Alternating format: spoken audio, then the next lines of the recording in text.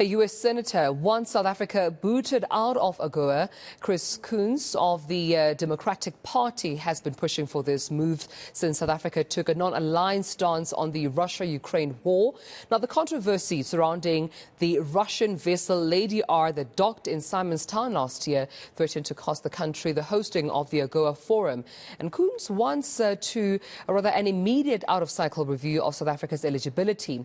Now, experts say the exclusion will have dire consequences for our economy. But for more on this, we're now joined by Economist Eckart Naumann, who will be joining me to have this discussion. And Eckart, thank you so much for making time for us. A very warm good morning to you. I mean, we did see the business delegation alongside Minister Ibrahim Patel making their business case to the United States. I think they actually took a trip even to the US, so not to forfeit from AGOA, its benefits to South Africa. But it seems like this dark cloud around Lady R and South Africa's stance, or at least a non-alignment stance when it comes to the Russia-Ukraine conflict, still lingers on.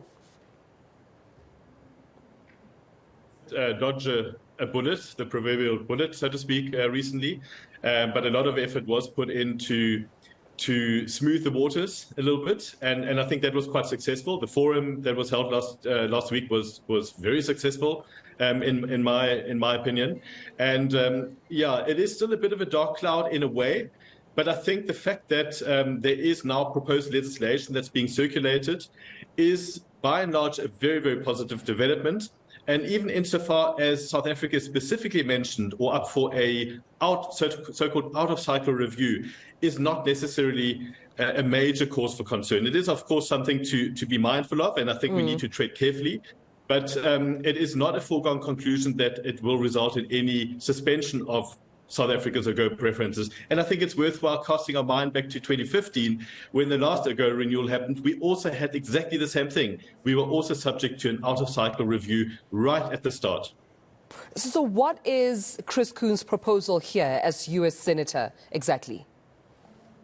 So Chris Coons he's a very influential senator for sure. He's been very interested in South Africa or Africa-US relationship for a long time. He's been a volunteer in South Africa in his youth, so there is a close relationship. He understands Africa quite well, certainly better than most others in the Senate. What he is proposing is that there are a couple of things. First of all, and top on the mind of everyone, is an extension of the preferences. And he is proposing a 16-year extension to 2041, from the current expiry date of 2025 to 2041. So that's certainly a very positive development, and that will settle a couple of nerves and provide greater predictability. What it also does is supports the continental integration agenda, the African Continental Free Trade Area. There are direct links to that.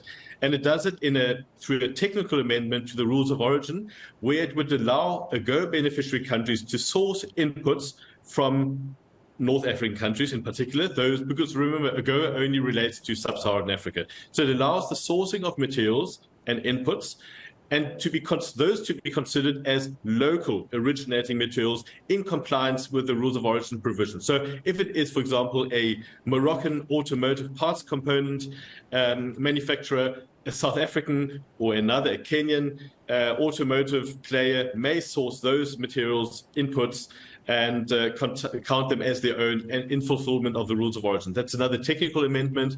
There are a couple of others. It proposes to do away with a certificate of origin for textiles goods, which is just an unnecessary administrative issue and overhead, and a couple of other things around, for example, the review process. Currently, all countries are reviewed on an annual basis. What Senator Coons is proposing is that gets reduced to a triennial basis, so it's every 3 years at most. There is a review.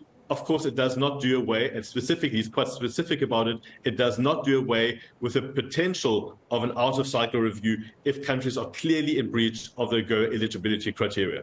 Right. And in a more South African context, how do these then proposal impact on the country? Yes, we know that in as far as AGOA is concerned, it's not only South Africa, right, that is part of, AGOA in terms of African countries. There are other countries that even in the proposal he mentions, Mauritius being one of them. He also mentions other volatile economies within the continent. But in as far as South Africa is concerned, what would be the impact of this proposal?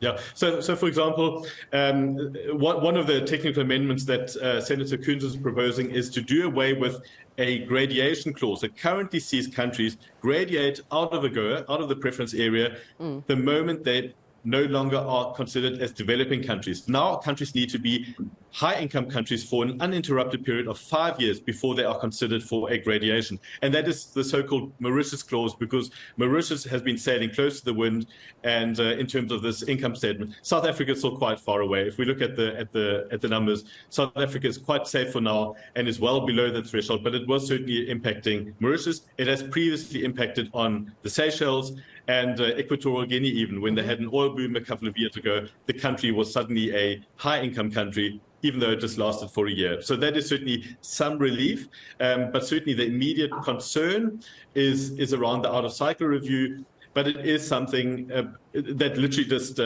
brings forward something that can happen at any time.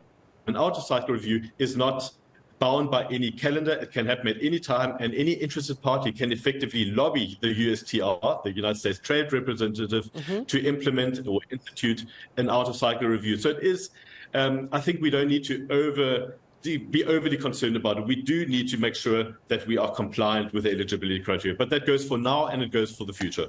Well, thank you so much, Eckart. I appreciate this conversation and bringing some clarity to the fore. Eckart Naumann, an economist with Trade Law Centre, joining us, of course, just at the back of some of the proposals that have been brought forward by one of the most influential, senators, rather, in the United States, Chris Coons, proposing for immediate review of SA's AGOA eligibility.